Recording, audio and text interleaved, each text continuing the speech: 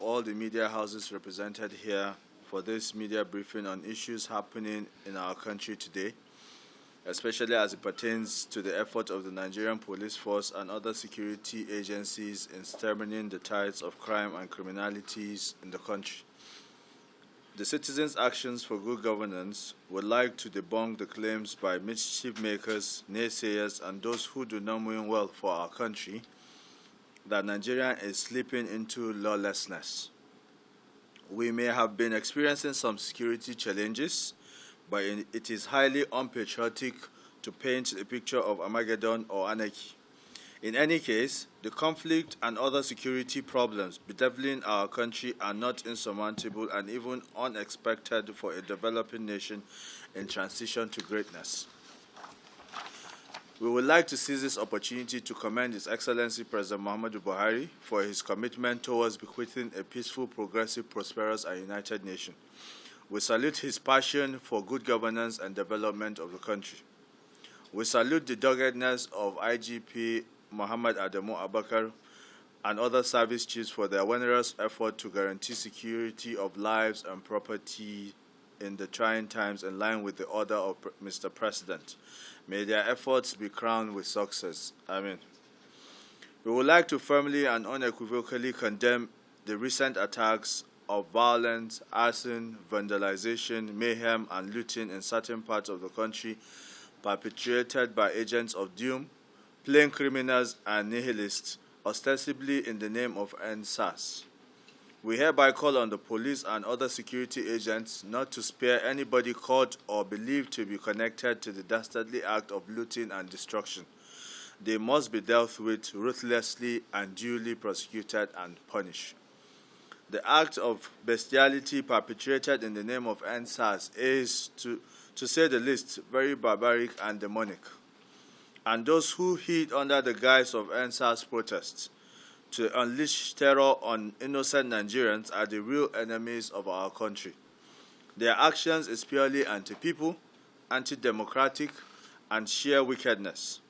Remember that this criminal element embark on willful attack on persons and destructions of public-private properties, looting spree and arson, smashing vehicles, and even murder. Regrettably, officers and men of the Nigerian police force were the main target. Those who take advantage of the attack on the police community by looting and destruction of public and private facilities should be immediately arrested and prosecuted and be made to face the wrath of the law. We are aware that the real intention was to demoralize the Nigerian police personnel by burning their facilities, cutting away their weapons, and killing their personnel. The aim was to demonize and intimidate the men and women of the force, but they are totally wrong and they have failed. We hereby commiserate with the Inspector General of Police, IGP Muhammad Adamu Abakar, and the families of the police personnel who lost their lives, including the injured and during the unfortunate incidents across the country. We assure the IGPA and indeed the entire police family of our unflinching support in their effort of keeping Nigerians protected and maintaining law and order. We salute the heroism and courage of officers and men of the Nigerian police force for their gallantry even in the face of attacks, provocation, and adversity. These great and patriotic officers and men are still doing their job of keeping us secure and safe. We condemn them, and we want to know that millions of Nigerians appreciate their efforts, support them, and are praying for them. We want to appeal to the government to focus on the welfare of these gallant police officers and men for better training, provision of modern kits and equipment, and increase their salary package as promised by Mr. President during his national broadcast recently. We also call on state governors to support the Nigerian police force with all the resources they can muster to meet their needs for effective protections of life and properties of citizens in their states. We are saying this because the police right now is the target of criminals and evil-minded and failed politicians. We once again wish to assure the Nigerian police that patriotic Nigerians will never allow this country to slip into anarchy. We will join forces with the security agents in the country to stop it from happening. Also, we want to advise the youth to cooperate, support, and give government chance to fulfill its pledge and commitments made during the NSAS protest and after, including the pledge to reposition and transform the police and roll out short, medium, and long-term programs that would secure this country, create jobs, and wealth for all. We, however, condemn the decision by the Nigerian Bar Association, NBA, to offer free legal services to those who have committed criminal offenses of looting, vandalism, and arson without extending similar pro bono services to the families of injured and murdered police officers in the line of duty. This is quite curious, strange, unprofessional, and tend to portray the NBA as supportive of or even complicit in the dastardly actions of these alleged enemies of peace of Nigeria. It equally portrays the NBA as enablers of crime and anarchy. How sad. We wish to recommend that the affected police officers and men should be given unfettered access to free legal services and accorded justice and fair hearing at the various panel of inquiry set up by the federal government and in the state, because in the first instance, they are Nigerian citizens before they are police officers. They are therefore deserving of free legal services, so we challenge the leadership of the NBA to retrace their step and do the right thing in the spirit of patriotism and fairness. It is noteworthy that Section 2 of the Public Officers Protection Act is to effect that any complaints against the action of a public officer must be made within 3 months of the occurrence of the action or stoppage of the occurrence of the action. In the light of the above, and in the spirit of fairness, justice, and to all, the panel terms of reference should be amended to include families of police officers killed by armed robbers while in active service so that they too can be beneficiaries of compensations as recommended by the panel. We unequivocally condemned Amnesty International for their penchant for fueling crisis and thriving on fake news, mainly lifted on social media without verifiable evidence. Their claims are always one-sided, condescending, laced with mischief and hubris. It is sad that they don't recognize the police officers killed and their families' pain and grief. Their hypocrisy is nauseating and highly infuriating. We therefore call on the Senate President, the Speaker of the House of Representatives, and members of the National Assembly, the state governors, the international community, various civil society organizations, and the media, as well as notable bloggers, to consider the plight of Nigerian police men and women who are being attacked, killed, and injured on the line of duty because police officers' lives also matters. Meanwhile, relevant authority, including traditional rulers, youth leaders, and vigilantes, should also go after these looters in their communities to fish them out and hand them over to security agencies. We conclude by quoting a wise saying: a society that wages war against its police should be ready to make peace with its criminal. Thank you for listening. God bless. Mr. Friday said the live video going viral on social media about security personnel lootings, I think they are not insulated from the law. They are also Nigerians who we call that they should be prosecuted.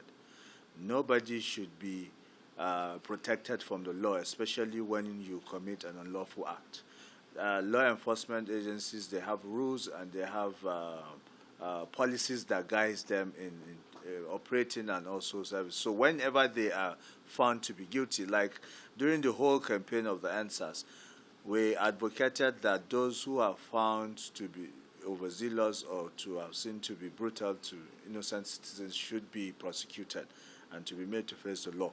If they are found wanting, they have the laws that guides them, their internal rules or laws. I think action should be taken immediately on them, of either of the law enforcement agencies, either the police, civil defense, or the military. Nobody should give room for lawlessness. Nobody should give room for stealing and looting. It is a law that is uniform to every citizen. Now, however, we observe that some people right now, they've been going around with different security garments to perpetuate a lot of crimes. It's been seen and it's been shown on social media how people will go and wear police uniforms and some of them wearing military uniforms to perpetuate crimes or perhaps to pave way for them to commit these crimes. We need the security agencies to be able to identify their personnel, prosecute them, and those that are impersonating should also be prosecuted so that we don't give room for criminality to soar. The looted goods that are palliatives, unfortunately, we all saw these things as they happened, and we've heard the responses from both the Nigerian Governors Forum, from the Northern Governors Forum, and individual governors all have their different response to it. First, we heard some of the governors said they've been sharing this consistently for a period of time. In fact, that the governor of Kogi said he started sharing before the palliatives came, and he's still sharing. And he even ordered that they shared the ones from Lokoja, and when this thing came in, they gave them out to local government chairmen to distribute. So, and the rest said they were keeping it for rainy days because they've distributed during the lockdown, and they hope to also distribute during the second wave of the COVID-19. For whatever reason they are keeping this, I heard a lawmaker said that he kept them to distribute on his birthday. Whether it is his personal property, I don't know. But then we all frown at this. We condemn these actions. We hope these governors share these things to the people. These foods are supposed to be given. We are glad that federal government have distributed this food. We all saw it. We also, the Minister of Humanitarian too felt vindicated that these things that they were denied are now seen by the public, But then this shouldn't guarantee people going to loot to the point that they are moving from public properties, which isn't justified, to going into private properties. At the end of the day, when we finish sharing each other, it's going to be a war between the have and the have-nots, because when there's nothing else to loot, they'll start looking at who looks good, who is wearing good clothes, and they'll go after you. Sometimes, to an extent, it's going to be a killing rampage. So we need to nip it in the bud, to arrest the situations. Let our leadership try as much as possible to share our common patrimony to our people. Let it go round. And let's reduce the hunger, starvation. But then again, it's not a justification. Like we've seen in the U.S. yesterday, there was massive looting spree in Walmart in Philadelphia and around the country. So it's not a justification that whether it's poverty or hunger, but it's a criminal attitude that we should not condone, because it would give room. It graduates to different level of criminality, and to an extent, you can see how people were going to politicians' house and some businessmen's house. It's totally condemnable. Thank you very much. Thank you. Welcome. No.